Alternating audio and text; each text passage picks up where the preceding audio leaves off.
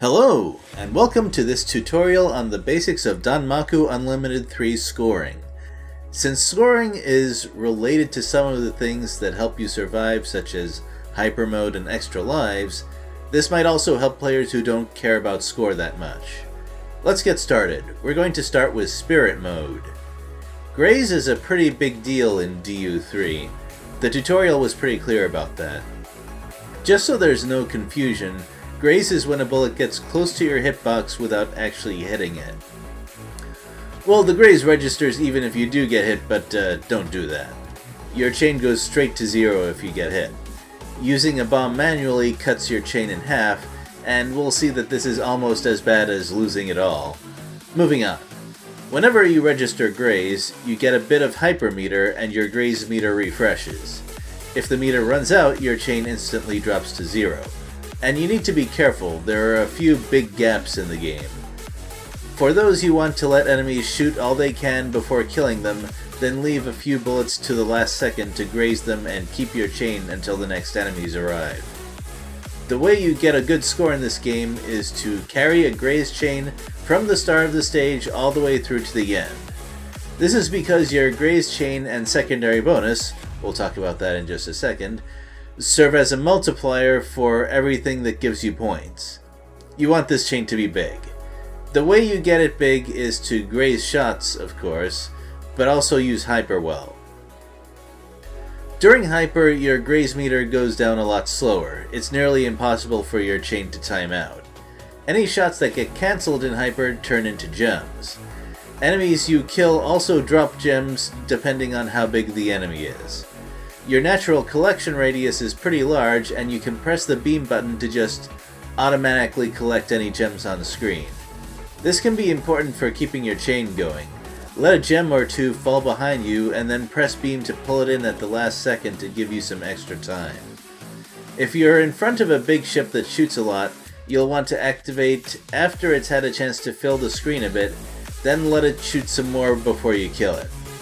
Just in general, letting the enemy shoot while you're in hyper is even better than normal because you automatically collect all of the potential graze from it instead of normal mode where you're going to miss some of the shots that get spread all over the place.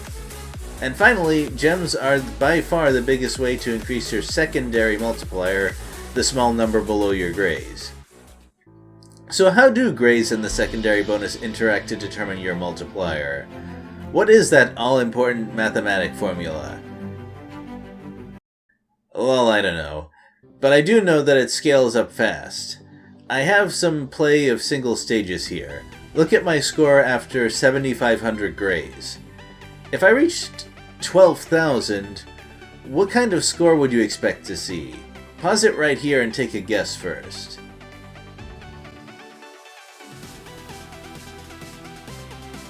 Now, if we take a look, it turns out that most of your score comes from the recent 1/3 or 1/4 of your graze chain.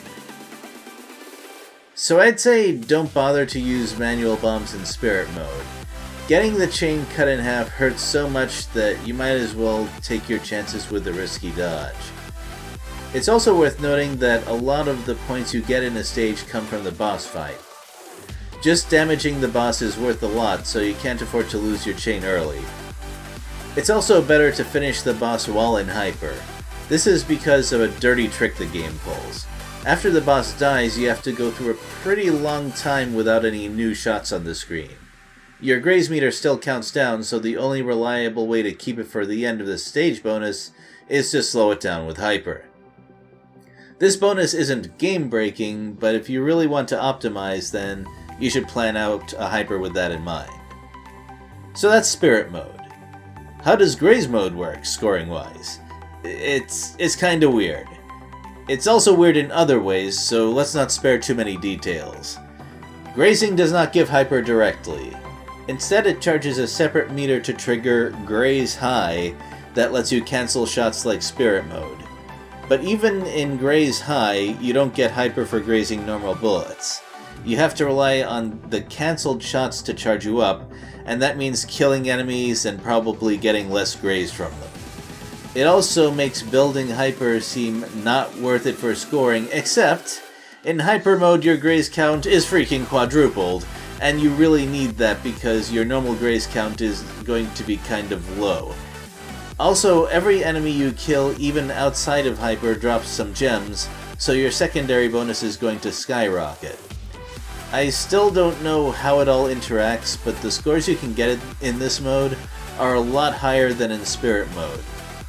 I wouldn't recommend this if Spirit mode is giving you trouble, though.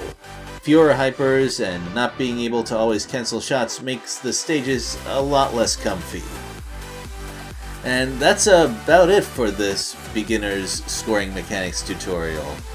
I apologize for the lack of precision, but hopefully this will give you an idea of what you have to do to get a decent score in this game. I'd like to get a decent score eventually. Maybe someday. Later, everyone.